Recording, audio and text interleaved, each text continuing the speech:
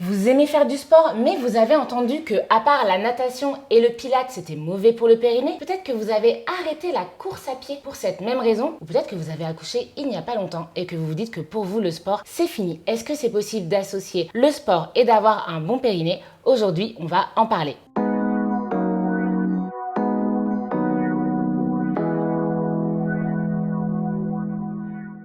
Et pour ce faire, aujourd'hui, je reçois mon amie Sabrina. Merci pour ton invitation. Et merci à toi d'être présente. Pour ceux qui ne me connaissent pas et qui arrivent sur cette chaîne pour la première fois, je suis Charline, je suis sage-femme et je donne des informations ludiques et accessibles sur la gynécologie et la grossesse. Et donc aujourd'hui, je reçois Sabrina. Tu es kiné, tu es ostéopathe et tu es spécialisée en pelvie, périnéologie. En plus, tu crées du contenu sur les réseaux sociaux. Exactement. Je mets ici le nom du compte Instagram de Sabrina et tous les liens en description. Et aujourd'hui, Sabrina, j'ai envie qu'on aborde avec toi la question du sport et du périnée, car j'ai vu que sur ta chaîne YouTube, tu crées vraiment des vidéos par thématique de sport. Aujourd'hui, j'aimerais qu'on parle vraiment des grosses idées reçues, parce que je pense que toutes les deux, on l'a vécu. On a rencontré des femmes qui, en fait, juste se disent c'est pas possible d'avoir un périnée qui fonctionne et du sport. Alors déjà, ma première question, c'est est-ce qu'il y a un choix à faire entre périnée et sport? Eh bien, pas du tout. La pelvipérinéologie, ma spécialité, c'est un gros mot pour dire qu'en fait, je suis spécialisée de cette partie-là. Périnée fonctionne avec diaphragme, fonctionne avec abdos. Donc, souvent, on se dit, ouais, mais j'ai des fuites urinaires, j'ai des gènes, j'ai peur que, parce que des fois, on arrête le sport par peur de l'insécurité, ouais. Exactement. Donc, ce qu'il faut comprendre, c'est que le périnée, il fonctionne avec les abdos, principalement le transverse, le muscle qui est en dessous du nombril.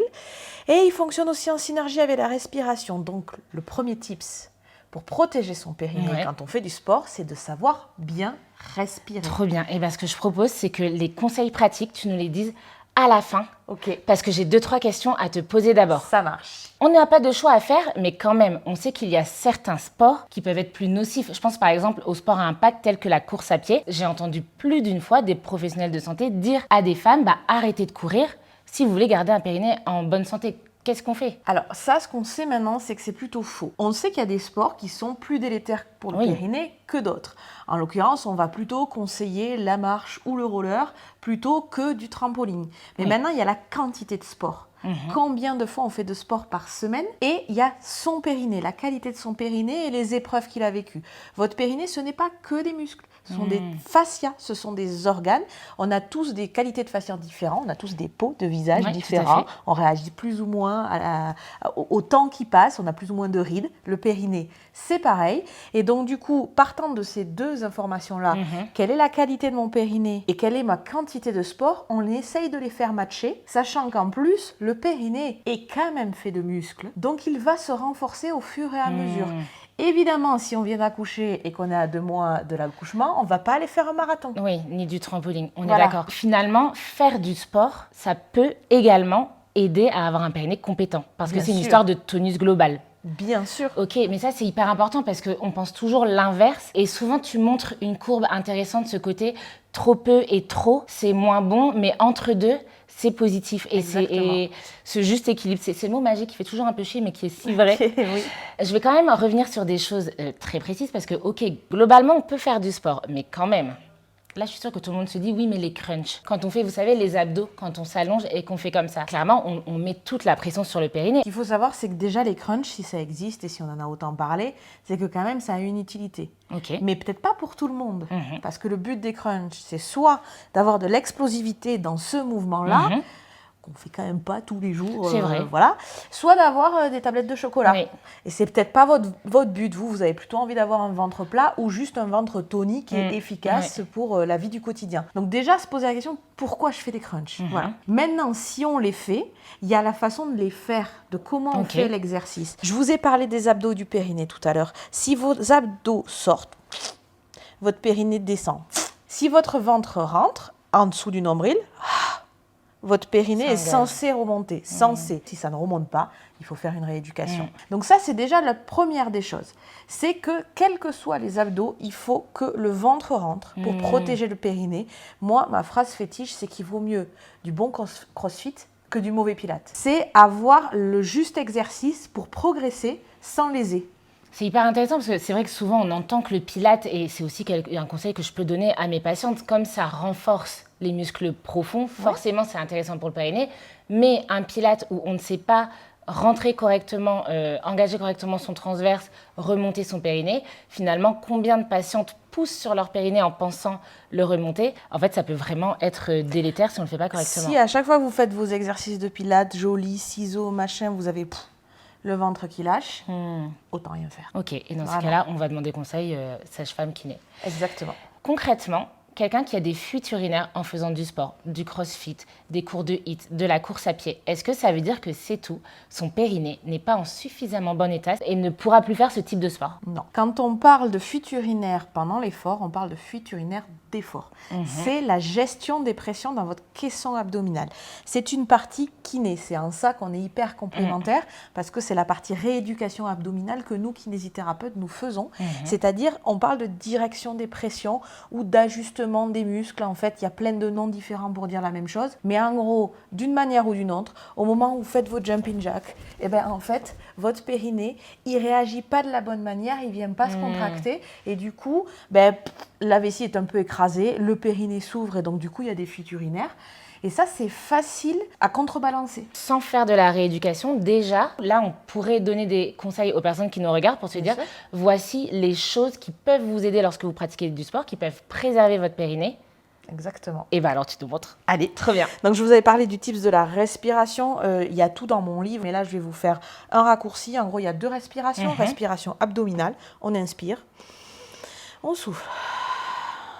Respiration de gainage, respiration pilate. Tout à fait. On garde le ventre rentré, on inspire par les côtes basses.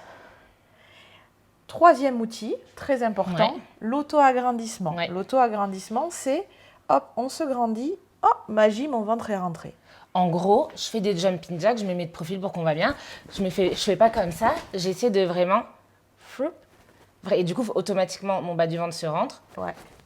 Et tu souffles à l'impact. Exactement. Parfait. Charline, elle est parfaite.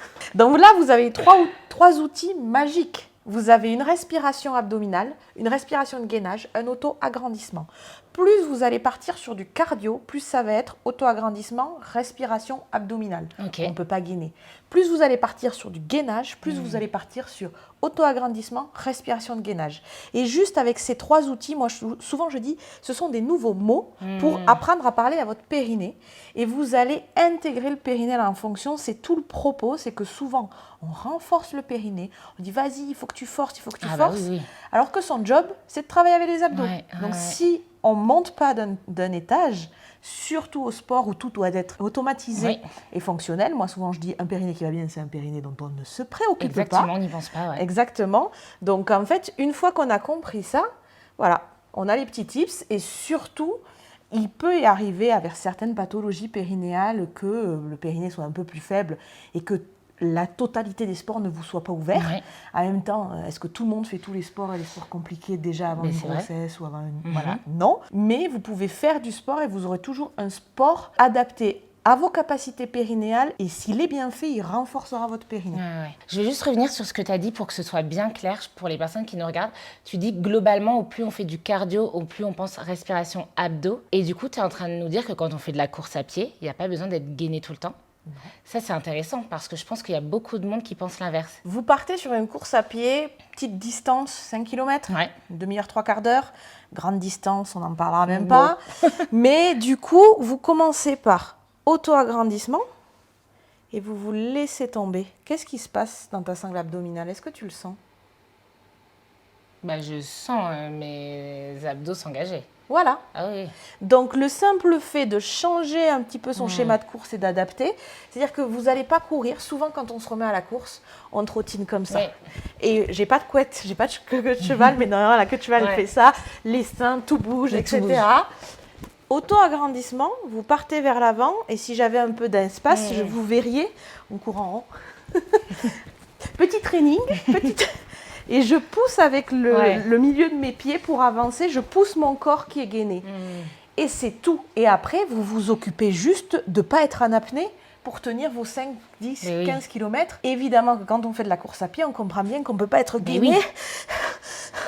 Vous n'allez jamais arriver au bout de l'exercice. Ça, c'est des petits tips que les coachs sportifs aussi doivent connaître pour vous guider au mieux dans votre reprise sportive. Ok, je pense que c'est super clair. Franchement, merci beaucoup Sabrina Merci, pour tous Charline. ces conseils. Je remets ici un lien vers une vidéo justement que tu as faite t'en as fait une super sur la corde à sauter avec Jessica Vetter. Je pense que voilà, pour, tout le monde se dit la corde à sauter c'est plus possible, donc je la remets juste en haut, vous pourrez la retrouver. Pour retrouver tous les conseils de Sabrina, sa bonne humeur, vous la retrouvez sur Insta, sur YouTube et bien évidemment dans son livre In Périnée 8 Rest. Merci encore Sabrina. Merci. Si vous avez apprécié cette vidéo, je vous invite à mettre le petit pouce en l'air, à vous abonner pour ne pas louper les prochaines vidéos. Et en parlant de vidéos, je vous remets juste ici ma dernière et je vous dis à dimanche prochain 10h pour la prochaine.